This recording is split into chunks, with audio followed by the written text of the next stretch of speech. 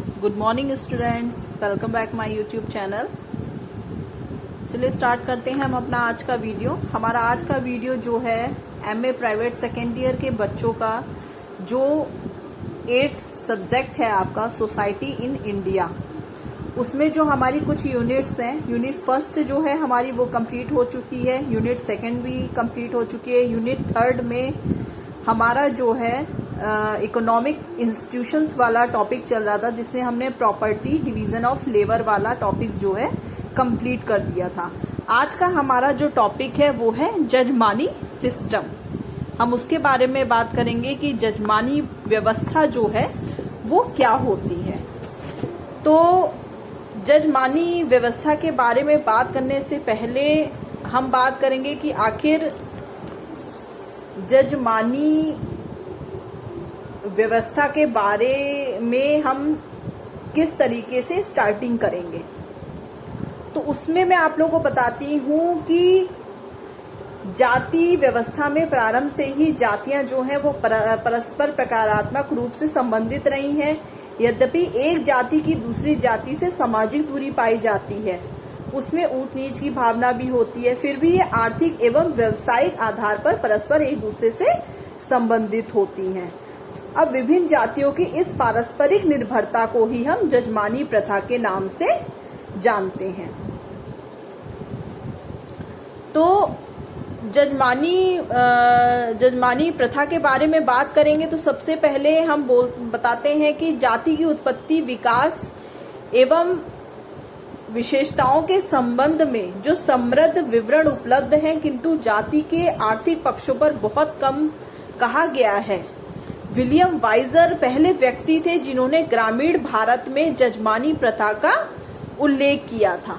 जजमानी प्रथा का उल्लेख करते हुए ऑस्कर लेविस कहते हैं कि इस व्यवस्था में गांव में प्रत्येक जाति समूह से अन्य जातियों के परिवारों के लिए कुछ विशेष निश्चित सेवाओं की आशा जो है वो की जाती है। गांव में जो बढ़ई हैं, जो लकड़ियों की चीजें बनाते हैं, जो नाई हैं, जो बाल काटते हैं, लोहार हैं, जो लोहे के औजार बनाते हैं, वे अपनी सेवाओं से सभी को सारी चीजें प्रोवाइड नहीं करा पाते हैं। वो केवल उन्हीं परिवारों को प्रदान करते हैं जो उनके वंश परंपरा से संबंध में चले आ रहे हैं। अब उनके पिता के भी उन्हीं परिवारों की सेवा की होगी, उनका पुत्र भी उनके लिए यही कार्य करता रहेगा। इस प्रकार व्यवसाय और सेवा जाति के आधार पर परंपरागत रूप से चलती रहती है। जजमानी प्रथा में भी जिस परिवार की सेवा की जाती है वह परिवार अथवा परिवार का मुखिया सेवा करने वाले का जजमान कहलाता है, और सेवा प्रदान करने वाला व्यक्ति जो है वो काम करने वाला कहलाता है। ये सारी चीजों जो है, इन शब्दों का प्रयोग जो है वो उत्तर पश्चिमी भारत में किया जाता है। तो ये तो एक जनरल सी बात हो गई जजमानी व्यवस्था के बारे में। अब हम जो हमारा मेन फोकस है टॉपिक पे वो उसकी बात करते हैं कि जजमानी व्यवस्था क्या है। तो जजमानी प्रथा के अंतर्गत प्रत्येक जाति का एक निश्चित परंपरागत व्यवसाय होता है। इस व्यवसाय के अंतर्गत सभी जातियां परस्पर एक दूसरे की सेवा करती हैं। ब्राह्मण विवाह, उत्सव, त्योहारों के समय दूसरी जातियों के यहाँ पूजा पाठ करते हैं। नाई बाल काटने का काम करते हैं। धोबी कपड़े धोने का काम करता है, और जुलाहा कपड़े बनाने का काम करता है। इसी प्रकार सभी जातियां एक दूसरे के लिए सेवा प्रदान करती हैं। इसके बदले में भुगतान के रूप में कुछ वस्तुएं या रुपए दिए जाते हैं। इसी व्यवस्था को हम जजमानी प्रथा या जजमानी व्यवस्था के नाम से जानते हैं। तो जजमानी से सीधा मतलब हमारा हो गया कि जो पहले के टाइम में जो लोग अपने घरों में काम करते थे, वो काम वो केवल खाली अपनी ही जाति वाले वर्गों के रूप में काम करते थे, अपनी ही जाति के लोगों के यहाँ काम करते थे। लेकिन जजमानी व्यवस्था वो व्यवस्था हो गई कि वो ये काम जो है, चाहे वो कृषि का हो, चाहे वो नाई का काम हो, चाहे वो औजार बनाने का काम जो कुम्हार करते हैं, और चाहे वो कोई भी लोहे का काम, लोहार जो है वो लोहे का काम करते हैं, और कुम्हार जो है वो मिट्टी का काम करते हैं। तो ये लोग जो है ये अभी तक अपनी ही जाति के लोगों के यहाँ काम कर रहे थे। तो जजमानी व्यवस्था में वे दूसरे जाति के लोगों के यहाँ भी काम करते हैं। तो इसी को हम जजमानी व्यवस्था के रूप में देखते हैं। अब हम बात करते हैं कि जजमानी व्यवस्था का अर्थ क्या है, उसकी परिभाषा क्या है और उसकी विशेषताएं क्या है। ये टॉपिक जो है वो आप लोगों का बहुत लेंथी नहीं है, आपको बस इतना पता होना चाहिए कि जजमानी व्यवस्था क्या होती है, इसकी परिभाषाएं क्या दी हुई हैं, इसके अर्थ क्या दिए हैं और इसकी विशेषताएं क्या दी हैं। आपके टॉपिक में यही सारी चीजें पढ़ाई जाएंगी। अब हम अर्थ की बात करते हैं तो जजमानी व्यवस्था परंपरागत व्यवस्था पर निर्भर होती है। इस व्यवस्था में प्रत्येक जाति का व्यक्ति एक निश्चित व्यवसाय तय करता है जो परंपरागत होता है तथा यह पीढ़ी दर पीढ़ी स्थानांतरित होता रहता है। जजमानी व्यवस्था जो है परंपरागत भारतीय ग्रामीण समाज की एक प्रमुख विशेषता रही है। इसके वंशानुगत आधार पर जातियों के द्वारा अपने व्यावसायिक कर्तव्यों का परस्पर निर्वहन किया जाता है।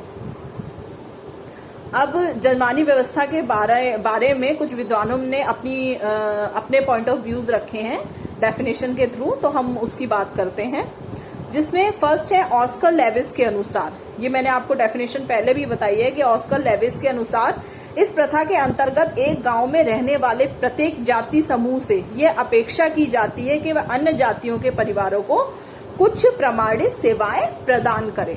फॉर एग्जाम्पल के लिए जो नाई है जो बाल काटते हैं वो दूसरी जातियों के लोगों के भी बाल काटें, जो लोहार हैं जो अपनी जातियों के लिए लोहे के औजार बनाते हैं वो दूसरी जातियों के लिए भी लोहे के औजार बनाएं। सेकंड डेफिनेशन है हमारी योगेंद्र सिंह के अनुसार, तो योगेंद्र जी कहते हैं कि जजमानी व्यवस्था एक ऐसी व्यवस्था है जो गांवों के अंतर जातीय संबंधों में पारस्परिक पर आधारित संबंध द्वारा नियंत्रण होती है।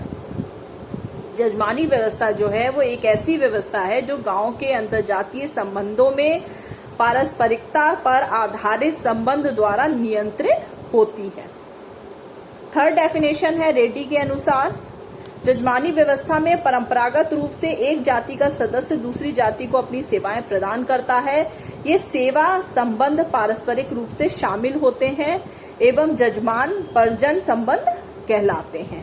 अब जजमान परजन संबंध क्या हो गया? जजमान तो वो हो गया जिनके लिए आप कार्य कर रहे हो और परजन वो हो गया जो उनके लिए कार्य कर रहा है। ड्यूमा के अनुसार जजमानी व्यवस्था जो है वो वंशानुगत व्यक्तिगत संबंधों के माध्यम से श्रम विभाजन को व्यक्त करती है। यह आर्थिक प्रणाली के साथ सांस्कृतिक अभिव्यक्ति भी है। तो ये सारी तो हो गई जजमानी प्रथा की परिभाषाएं। अब हम बात करते हैं परिभाषाओं के बाद विशेषताएं क्या क्या होती हैं जजमानी प्रथा की, उसके बारे में। तो जजमानी व्यवस्था की विशेषताओं के बारे में हम बात करते हैं। तो पहली विशेषता है सामुदायिक संगठन में सहायक। जजमानी व्यवस्था के अंतर्गत विभिन्न ऊंची नीची जातियों को परस्पर एक रूप से दूसरे की सेवाओं पर निर्भर रहना पड़ता है। इस पारस्परिक आश्रितता तथा निर्भरता के कारण ग्रामीण समाज का संगठन सुदृढ़ बना रहता है। इस प्रकार ग्रामीण समुदाय के लोगों में सामूहिक इच्छा और संगठन की भावना जो है वो विकसित होती है। सेकंड है मानसिक सुरक्षा। जजमानी प्रथा के कारण परिजन के जीवन निर्वाह का साधन पूर्व निश्चित होता है। व्यक्ति को यह सोचना नहीं पड़ता कि उसको क्या व्यवसाय करना पड़ेगा। थर्ड है शांति व संतोष की भावना। तो यह व्यवस्था ग्रामीण समुदाय के सदस्यों को संतोष व शांति प्रदान करती है। परिजनों के व्यवसाय पैतृक तथा परंपरागत होने के कारण उन्हें नए धंधे को ढूंढना नहीं पड़ता है। स्थायी संबंध इस व्यवस्था का प्रथम लक्षण यह है कि इसमें जजमान और परिजन के मध्य स्थायी संबंध पाए जाते हैं। फिफ्थ पॉइंट है पैतृक संबंध। जजमान और परिजन के मध्य पाए जाने वाले संबंधों का संबंध पैतृक होता है। जजमानी अधिकार संपत्ति के अधिकारों के समान ही होते हैं। सिक्स लास्ट पॉइंट जो है वो है घनिष्ठ संबंध। तो जजमानी व्यवस्था से परिजन और जजमान के संबंधों में घनिष्ठता होती है। वे एक दूसरे के कार्यों को लगन से करते हैं। तो ये तो बात हो गई जजमानी सिस्टम के विशेषताओं के बारे में। तो जजमानी वाला जो टॉपिक है वो हमारा आज यहीं कंप्लीट होता है। इस टॉपिक में मैंने आप लोगों को जजमानी व्यवस्था के बारे में बताया, उसके अर्थ के बारे में बताया, उसकी परिभाषाएं कुछ बताई मैंने आप लोगों को और उसकी विशेषताओं के बारे में बताया। तो इतने ही टॉपिक जो थे वो इसके अंतर्गत आते थे। तो आज का हमारा जो टॉपिक है जजमानी सिस्टम वाला वो यहीं कंप्लीट होता है। अब हमारा जो इसके आगे का हमारा नेक्स्ट टॉपिक स्टार्ट होगा वो हमारा होगा टोटम और टाबू के बारे में। जो आगे हमारा नेक्स्ट टॉपिक होगा उसमें इसी यूनिट से रिलेटेड जो आगे और भी टॉपिक्स दिए हुए हैं उसके बारे में हम बात करेंगे। तो मिलते हैं हम अपने नेक्स्ट वीडियो में। Thank you.